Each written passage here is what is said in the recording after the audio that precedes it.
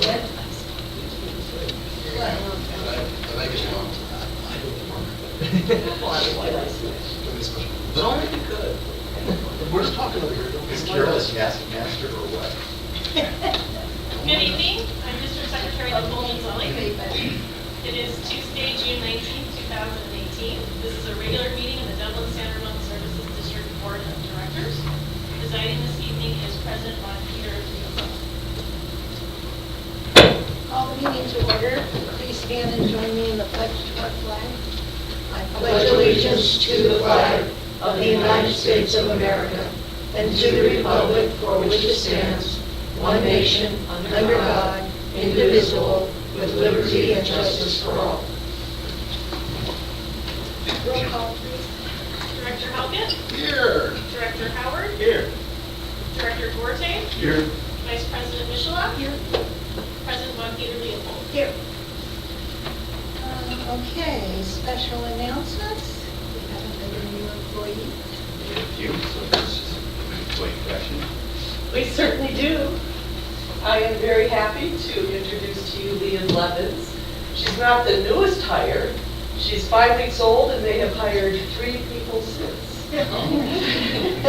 HR is smoking, you know. Leah, we took her away from the Livermore area Recreation and Parks Department. Too bad for them. She also was working part-time with the Line Theater, helping to promote their films and events. She is a graduate of San Jose State University. And you might remember her name because she was a reporter with the Tri-Valley Herald before it was consumed by the Valley Times. So she has some news reporting skills, which is great for this job. And she also is a community theater actress. She has played the role of a murderess.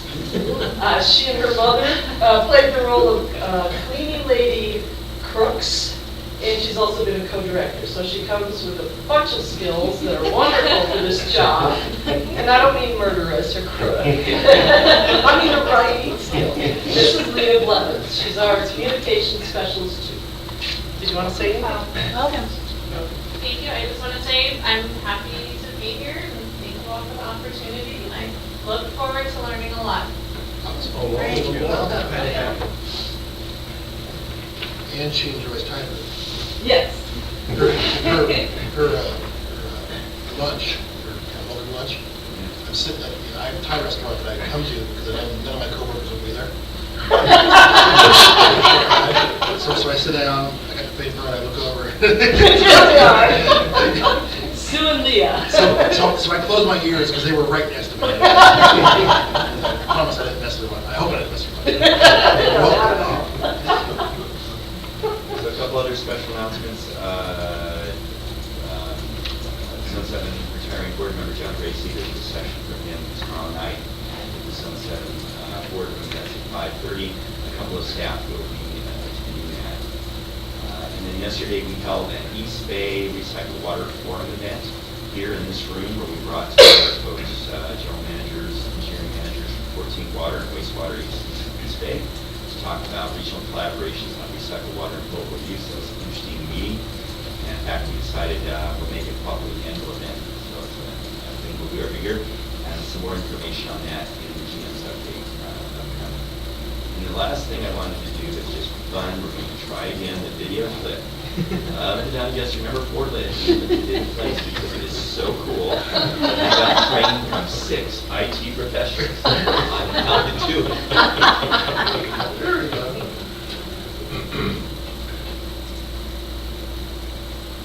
So it's a 1-minute tape. That's pretty big. And the lid was back outside. Yes, 2 weeks. 80 tons, is it? 40 tons. 40 tons. Well, it seems like.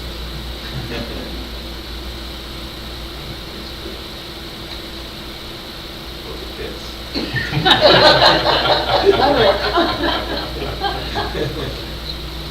Just push it a little. Jump up and down. Playing with the background's being happy too, that's.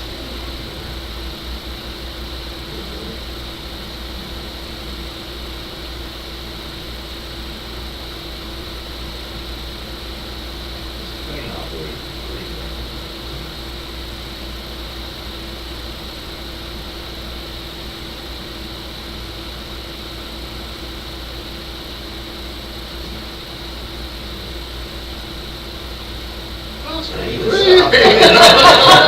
I knew I could do it. Those crane guys that's it for these special. And that drone coverage is from our own staff, right? Yeah. West. Okay, is that it? That's it for special announcements. All right. Public comment, this is the time when many members of the public, and I don't see any member of the public, but you could address us on any item that's not on the agenda. Oh, we'll pass it up. Number 6, reports. Reports by staff.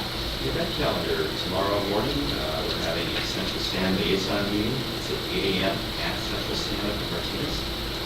Carpool if folks would like. If not, we'll see you there.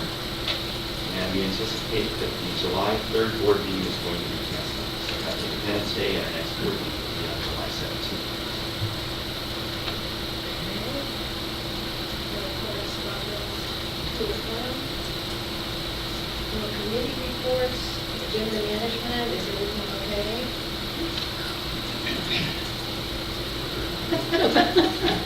You said that. Straight through. Okay, item 7, the consent calendar. Before I move the consent calendar, I don't need to pull this, but I need to know how that it's coming from. Yes, I do look at the warrant this week, and I found on page 21 of it, 23 of the warrant list, a check for Goats R Us, $1,470.14. Of course, I had to Google that. It's one of those services that brings goats to your facility, all the weeds and brush. Levi was kind enough to find out that it's for our vacant court site.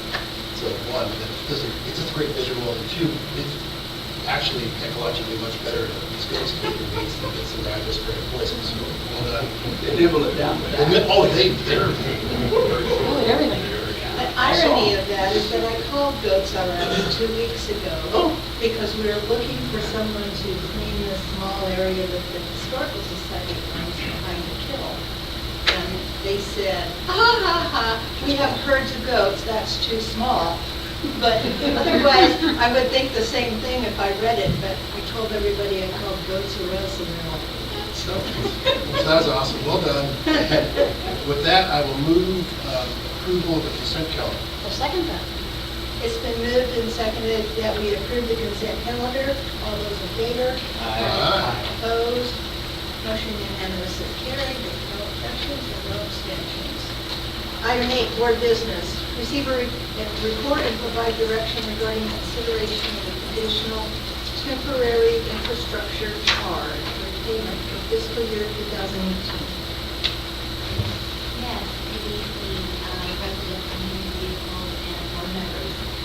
Each year, staff looks at the active water expansion fund and some pretty extensive analysis as to whether or not we are able to repay all or a portion of our TIC obligation that was incurred with financially we were doing so well under the first estimate of that. Last year we paid $1 down on that obligation. This year we looked at the criteria that was set forth in the 2014 water expansion fund management policy. And we failed the first criteria, so we didn't go any farther. If you look at page 56 in the packet, you see a very simplified graph that does have us dip below the target levels a couple of years out, and that is primarily for two reasons. One, we looked at the DMV a couple of years out and basically established what we were expecting to be built out in that year. That adjusted that revenue down by $4.2 million. We also have Reservoir 2A that's coming online, and that adjusted the expenditure by $5.2 million. And so what happened is the line to dipped below in our projections. recommended that we go down to for this fiscal year in 2018, although we will be evaluating it each year and bringing it back to the board. We'll be our goals to get it done as quickly as possible. Well, this year it's not going to happen because we're looking to absolutely have the plan to go at that level even further. So, obviously, for consideration, that is our recommendation.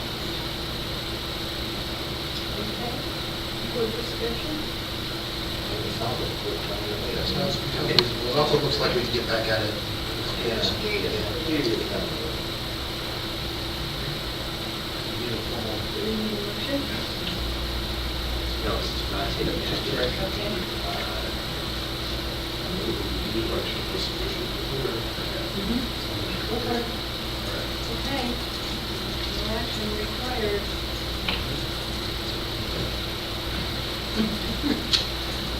Item 8B. Receive a presentation of the Association of California Water Agencies quarterly goals for fiscal year 19. So you have this in your packet, which kind of spells it out very simply. I'm going to tell you a little bit of backstory as to how Aqua came to these 10 goals, 7 that are policy-related goals and 3 that are organizational goals. The board met in March. There are 37 members of the board. I'm one of them. And we spent a day going over a big long list of priorities. And of course, it was way too long for staff to actually do it all. So there was a lot of debate and discussion. There are a lot of lawyers on this board, so there was a lot of debate and discussion. And the list was narrowed down to maybe 15 or so items. And then each member of the board was given what I call monopoly money. You got a $500 bill, you got 10 $100 bills, and I think 5 or 6 $50 bills. And so then you got to vote with your money. And there were buckets for each item. And you put your money in the buckets, and this is the list that resulted. So you'll see at the top of the list is the promoting safe water for disadvantaged communities, and that goes hand in glove with fighting the water tax. Aqua has come up with all kinds of ideas about other ways to do it other than a tax. They've also established a website that is educational, that gives both sides of the argument, not just Aqua's side. And they have Aqua's side on their website. So there's a lot of information out there, and they're working to promote that. The second item, there's the headlands and what they're doing in that area. This is really kind of cool because things that happen way up at the top of the water supply, the Sierra snowmelt, the forest, what have you, when there's wildfires that burn, 400 acres or square miles or whatever these horrendous wildfires have done, it impacts our water supply. And so they figured out a few years ago that we need to start putting attention here, and so that's another high priority item that they're working on. Bay Delta flows and conveyance system, as always, the co-equal goals are a very key part, and Aqua's going to participate in that. And so for the Bay Delta flows, there's some new science that the deltas come out, even though the State Water Board staff is still clinging to their unimpaired flow concept. Aqua's still maintaining that functional flows is a better way to go. They've got some really good science to back it up, some really good reports about all that, so that's kind of cool. And then you can read all the others. I'm not going to go into great detail on them, but I'm going to highlight the one organizational priority goal, which has to do with organizational stability. Tim Quinn is the executive director of Aqua. He announced his retirement in March, which seems way early because he's not going to retire till the end of the year. But March was the strategic planning session, and he kind of felt it wasn't a good idea to hold it in secret because it would be useful to do strategic planning knowing that. And so he announced it, and so in May they had a brochure out announcing the position, and tomorrow I will be in Sacramento. I'm on the selection committee. There are 12 people on that committee, and we'll be reviewing the resumes, and then there will be interviews, and then there will be a selection.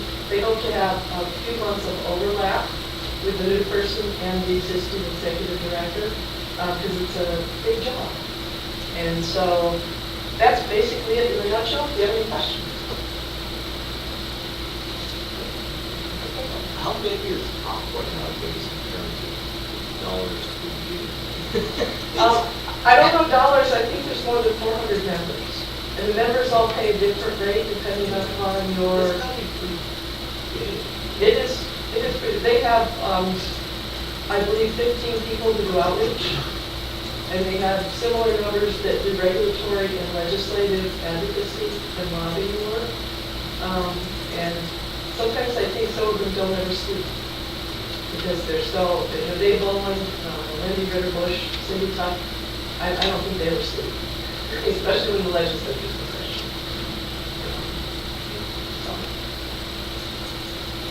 Any other questions? Office budget for 18 was 23.6 million. Thank you. Don't you love Google? I don't remember numbers in my head. I don't either. I remember people. That's awesome. What's been the reaction in the organizations or the legislature passing that bill about limiting 50 gallons? They're, well, they've got an FAQ that's almost ready to go out to help members know what to do about all that. By the way, we're at, I think, 57.2 GPCD, so we're not very far from where they want us to be.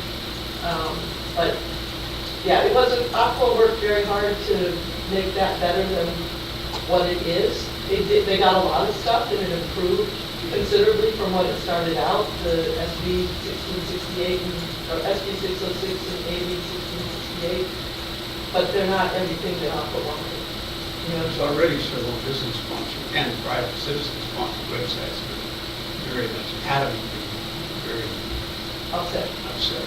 Yeah, I don't think it's very good for recycled water. I think it's, We'll bring a full report on this report probably on July 17th. Will be one thing is the standard that's been set is the legislature's default standard, but regulatory agency has taken another look at it and perhaps propose a different number than the legislature. If they don't choose a number, the legislator's number is the default set. So it's still a chance that we revisit it.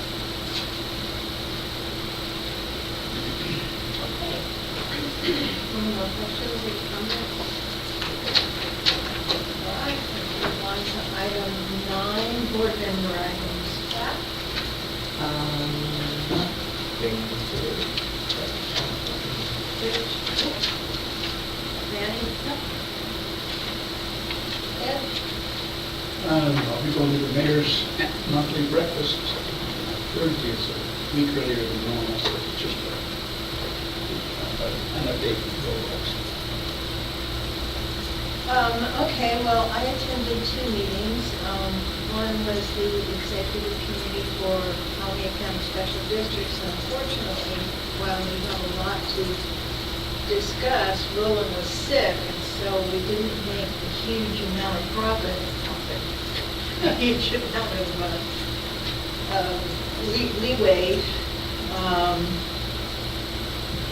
But we did discuss the problem with our bylaws and the fact that they're not written so that banks will accept the officers. Their descriptions aren't good for the officers. There's no secretary or treasurer. And with new banking laws, the banks are, really having a fit. I got a copy of Contra Costa County, and ironically, yours are the same as ours. So you probably haven't changed a signature on it in 10 years. Probably not. So that's our hurdle, and then the next meeting is July 11th at Hard in Hayward. We're hoping to get someone that will speak to the Parks and Recreation bill that's on the November ballot. And then, of course, Colleen chimed in about the video contest and the fact that we've got to get it out really quickly. The second meeting I attended was the conference call for Cassie yesterday. We approved the budget, and we went over the membership situation. We hired a membership coordinator, Steve Hawk, who was a former president. And for this fiscal year in June, we have 19 new members, so we've already done pretty well. Went over the August conference and the dates there, and that's it. Recruitment update, you're looking for our way of dealing with the executive director on her retirement was next January, she starts 3/4 time, and they're going to start Jessica and Adam with more responsibilities, and then bringing a junior person to do some of the legislative work, more rote kind of legislative work, not necessarily the contacts, because obviously Adam and Jessica have contacts. And then just copy that page.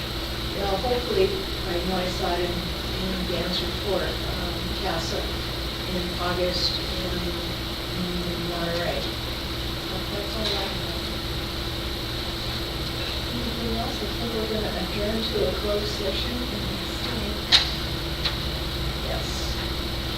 At this time, the board will be going into closed session for the matters described on the agenda under items 10A, 10B, and 10C. The broadcast will stop now, as it is anticipated there will be no report from closed session. Any report will be announced in open session at the end of this meeting. Contact the district secretary during your regular district business hours for even more information.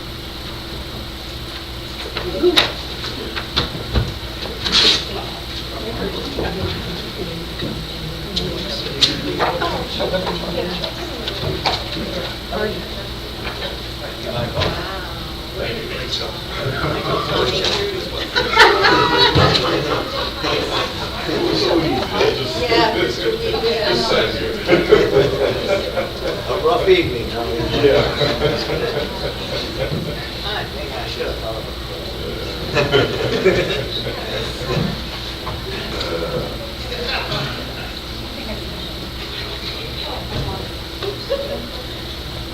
No.